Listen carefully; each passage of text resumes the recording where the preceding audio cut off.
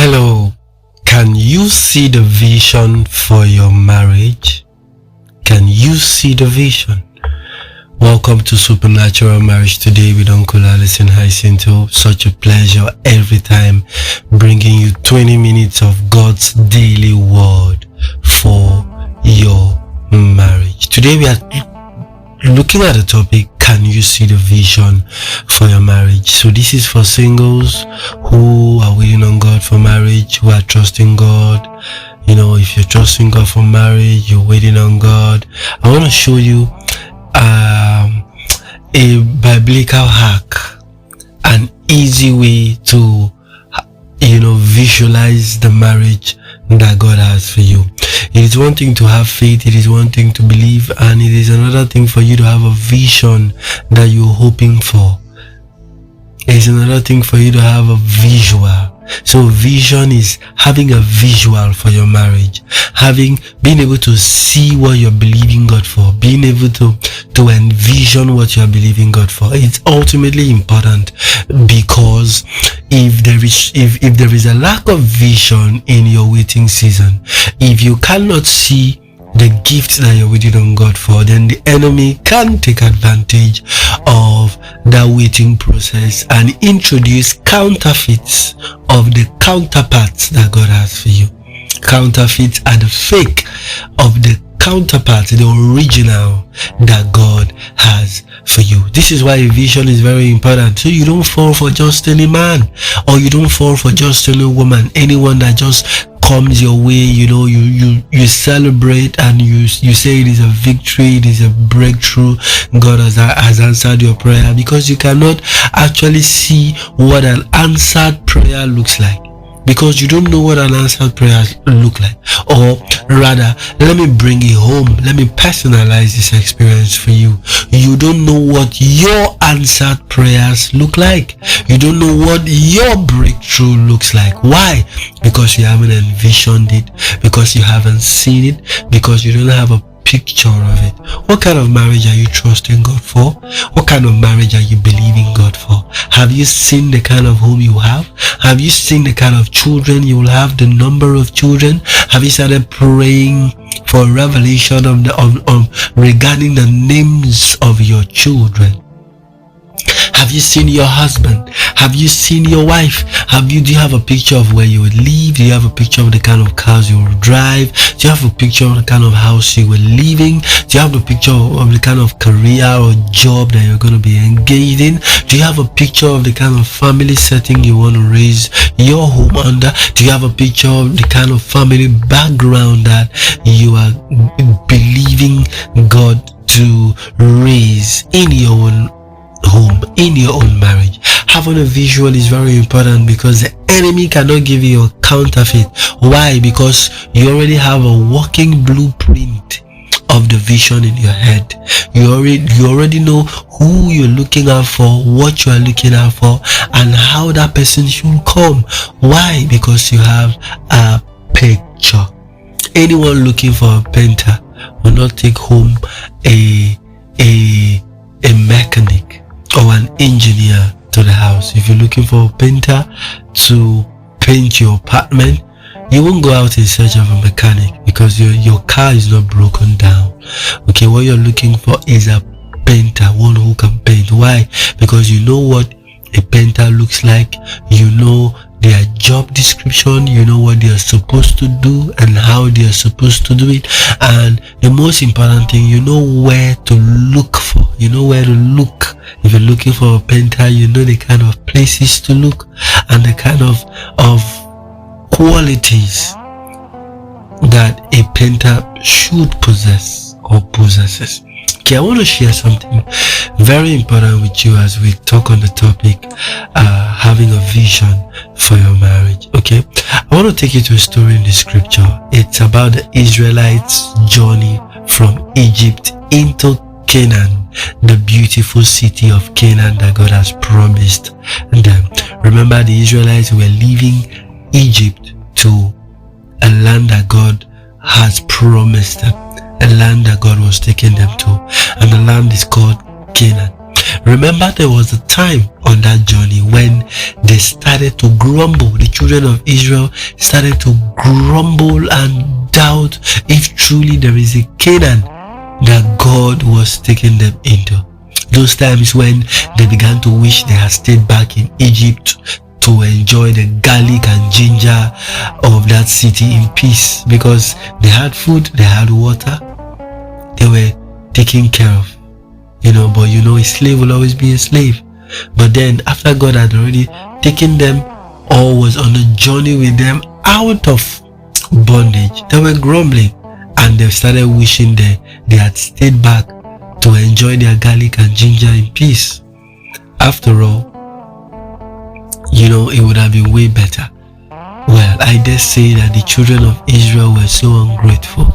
Imagine God showing them signs and wonders that this generation, my generation, your generation, we are fasting and praying for. God showed it to them freely. Today we have to pray and fast and separate and isolate so that we can hear God, so that we can see God. But can you imagine that once upon a time the children of Israel had encounters with God? They could pray and God will answer. They had, God was showing up for them. They were seeing visible signs, not hearsay, visible signs and wonders. Visible, tangible signs and wonders. Remember that time where God parted the sea? That was a miracle on his own. Parting the sea was a miracle in a miracle in a miracle. Here's what I mean. In physics, it's not enough to just part the sea. You will have to, the Lord separated the waters from the land.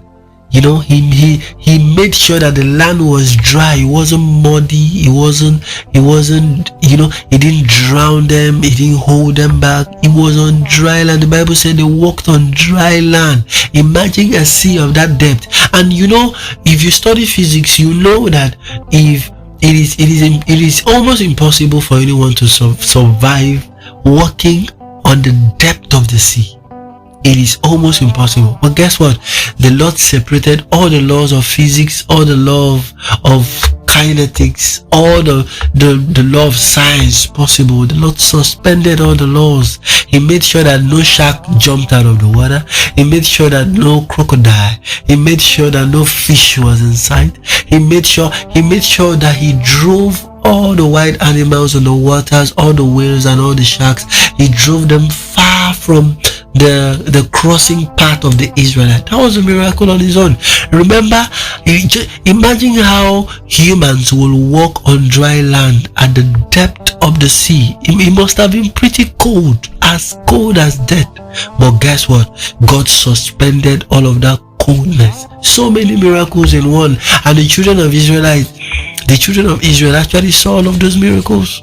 They actually saw all of those miracles. Things that we are praying on today, things that we are wishing that we had seen in our generation. Now you have to take a fast. You have to do 21 days. In fact, Jesus did 40 days to be prepared. You can imagine. The children of Israel didn't need any 40 days fast. God took them out through a messenger, Moses. Okay, so imagine him parting the sea and they saw all of that. Imagine God feeding them with manna. Once upon a time they were hungry, and then the Lord sent food, sent rice in our modern day interpretation, sent food, and it was filling up. They didn't have to cook. Imagine not getting worried about the stress of cooking, doing groceries, doing anything. Food will appear in their pots, in their drums, and the Lord gave them a simple instruction: take as much as you can eat today. Tomorrow there's provision. So God promised that he was going to supply them every day. They didn't have to stop food for any reason. Imagine such miracles that they experienced with God. Such imaginable miracles. How about when God sent birds to give them meat? Oh God. Imagine Imagine downloading turkey, chicken, all manner of fish, spices from the air. You just look above and you just download stuff. You didn't have to fry, grill, nothing. It was already prepared for you. How wonderful did God work with these guys? God really worked with them beautifully, the children of Israel. Worked with them so wonderful. The meat harvest, that was a miracle on his own. God kept performing various signs and wonders with them, and they saw it with their own eyes.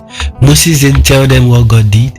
How about when water came out of the rock, guys? Water came out of the rock when they were thirsty, and they tried to curse God and make images of bronze, cow, wood, and try to mock God, and water came out of the rock in a desert. How about that for a miracle? And then they saw all of these things, but they still did not believe that there is a better place waiting for them. How can you see all of these things and you don't still believe there is a Canaan? What is a Canaan? What is a city compared to beef falling out the sky, compared to fried rice and turkey falling out of the sky, compared to fresh water coming out of a rock, compared to the seas parting? And remember one other significant miracle. The Bible said, for how many years? Was it 40 that the children of Israel walked in the wilderness? Their clothes, their dress, exactly what they wore when they were leaving Egypt, remained fresh. They didn't have need to change. They didn't have any need for new shoes, new clothes, everything remained. Imagine being dressed in one particular outfit for 40 years, and you're still smelling fresh and neat. No dirt, no stains, no tear, no wear out. Oh wow, the Lord outdid himself in that instance with these guys. Yet they still did not believe. These guys still did not believe that there is a Canaan somewhere that God was taking them into. Wow. Listen, guys, their problem wasn't the lack of faith or belief in God, because they have seen all of these things. They believe that there is a God, someone that can provide water from a rock. Then there is a God, someone that can provide food when they are hungry. Then there is a God, keep clothes on their back for that long. Then there is a God. They believed. Yeah, the children of Israel, they believed. So their problem wasn't a lack of faith. They had seen all the impossible miracles and all the signs and wonders, enough to know that it couldn't have been made up, that it wasn't ordinary, that there is a God. Absolutely. However, their problem was the fact that they didn't have a vision or a picture of Canaan. That was their problem. Imagine the Lord say, move away from here, just like God did with Abraham. He would tell Abraham and his wife, pack your things, go to a land, start moving, start walking. You don't know the place. It's a land that has no dimension, no size, no parameters, nothing. Just go. And Abraham would pack up his wife and his household, and they would set out on the journey blindly. He didn't know where he was going, and he was leading an entire household. And they trusted him because Abraham trusted God. Same thing God did with the children of Israel. He told them, move to a place I will show you. They didn't have a picture of it. They had not seen it. Nobody had gone there to spy on the land and say, oh, I have seen this land. You guys trust me. It's a beautiful place. Faith comes by hearing, also by seeing. But that wasn't the case, guys. Their problem wasn't that they didn't lack.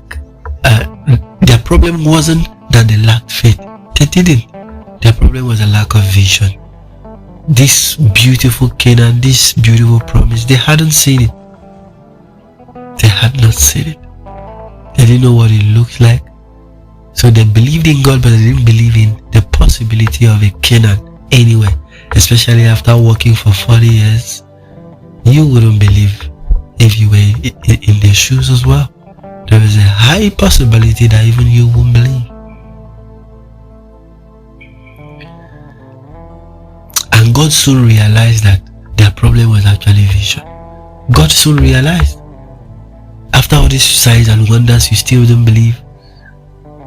I'm guessing that God sat himself down and said, why don't they believe? Why don't they trust me? Why are they still in doubt? Why are they still making gods out of crazy images that can't speak, talk, or feel? And the Lord said, oh, these guys don't have a vision of Canaan. They had not seen it. They don't know what it looks like. So in Numbers 13, I'll read it to you.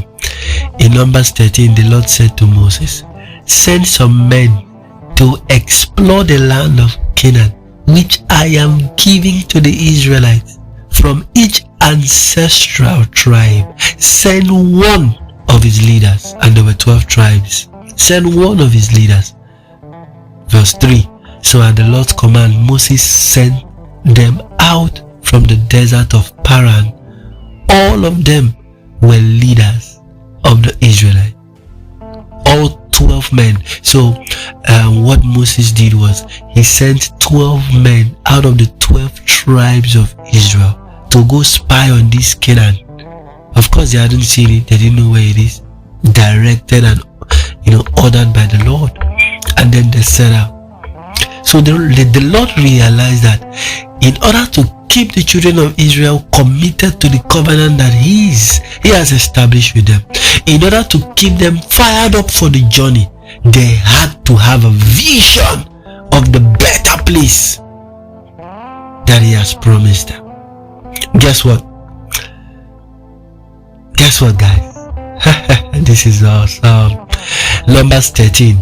I will skip to verse 26. Verse 26 says, they came back to Moses and Aaron, the 12 spies, the 12 men, witnesses, came back to Moses and Aaron and the whole Israelite community at Kadesh in the desert of Paran.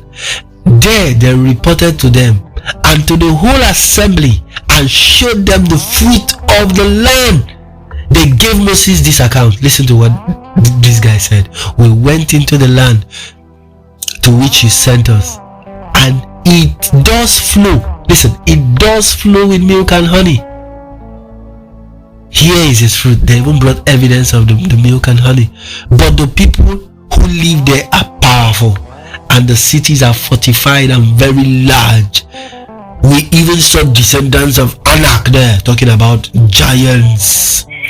The Amalekites live in the Negev. The Hittites, Jebusites, Amorites live in the hill country, and the Canaanites live near the sea and along the Jordan. Verse 30. Then Caleb silenced the people before Moses and said, we should go up and take possession of the land, for we can certainly do it. Listen, I'm speaking prophetically to you.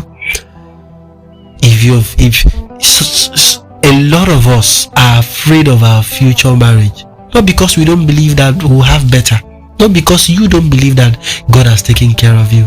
He promised that you will never eat the bread of sorrow. He promised that if your earthly father would give you, or if your earthly father cannot give you a snake when you ask for meat or for bread, how much more will your heavenly Father? He says all good and perfect gift comes from the Lord. So some of you are not, your problem is not a lack of faith or trust that God is going to give you a good marriage. Your problem is you don't have a vision for the kind of marriage that you are believing God for. You don't have the vision of the heaven on earth marriage that God has promised to give to His children. You don't have a vision. A lot of us have been so heartbroken in the past. We've been so messed up. We've been into several relationships that have messed up our vision. You can't even see clearly. You don't even know what to trust. You don't even know what to hope for. You don't even know what to believe, because you've been in 10 different relationships and they've all been a mess, a bag of messes.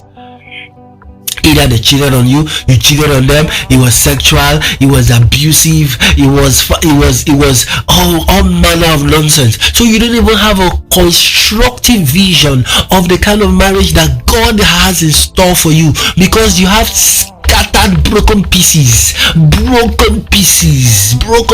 of visions. And then those are the sort of things that builds up your fear meter, that builds up your doubt meter, and then you begin to become anxious for nothing. Why? Because you've seen the wrong thing. Just like these guys, These guys that went to spy on Canaan, they came back with an evil report. They met their giants, the Jebusites, Hittites, Jesuitites, Malabites, all of them live near the city. They live, no, let's not go. Oh, look at the fruit, is good, but let's not go. God promised us something that will kill us. Let's go, run away. Better let's go back now. Let's start marking our calendars to return back to Egypt and endure with our locusts and our ginger and our garlic and our onions. It will be better for us than to go face those giant descendants of Anak. No way, I'm not going. The fruit is good, we brought the evidence,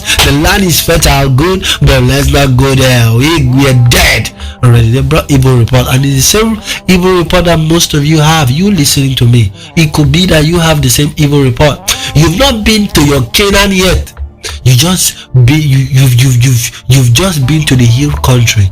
By that I mean you've been into relationships that messed you up, that has messed up your mind, messed up your trust, messed up your relationship with God, messed up your confidence, messed up your faith, messed up your spiritual capacity, messed up your salvation journey with God. And then you begin to have those fears that, oh, marriage will be wicked, oh, men has come, oh, women are nonsense, oh, things are not happening, marriage cannot work for me, oh, what happened to my parents, what happened to me, oh, I'm from a dysfunctional background, from a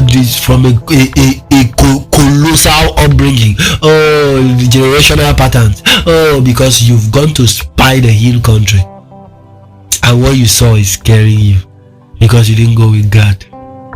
You didn't go with God. The reason why you are still stuck in that dysfunctional relationship or in this dysfunctional single season that is draining you, the reason why you think you cannot find someone better, the reason why you think you don't deserve a good marriage, the reason why you think it's not going to work for you, the reason why you are scared of opening up to find love again, the reason why the best option right now seems to be settling for less than you deserve is because you have no vision of the better marriage waiting for you on the other side.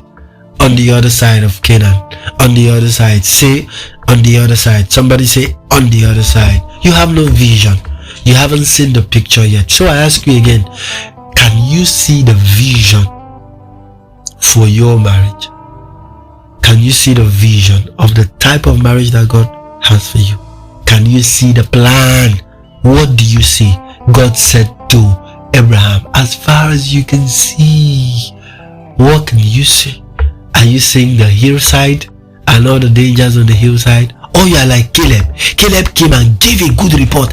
The Bible says in verse 30, he silenced the people before Moses, and he said, we should go up and take possession of the land, for we can certainly do it. I will have a good marriage. I will enjoy my husband. I will enjoy my wife. I will have good family relationship, good in-law relationships. I'm going to have children. It doesn't matter what the doctors are saying about my womb. It doesn't matter all the errors that I've made about my body in the past. It doesn't matter about anything. God has redeemed me. I'm going to have my children at my due time. I'm going to be married at my due time. I'm going to have my house at my due time. I'm going to be sorted out and settled at my due time. Say like Caleb, I have faith. I have seen the picture. I see my 2 boys and 2 girls. I see my kids around my table. I see my husband. I see my wife. I see us riding out for dinner. I see us going on vacations, numerous vacations. I see us having abundance. I see us having plenty.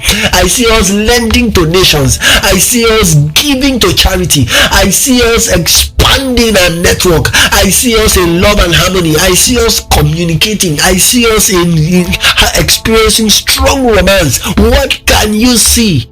I leave you with that question. Remember, whatever you do, it is too late for your marriage to fail. Shalom.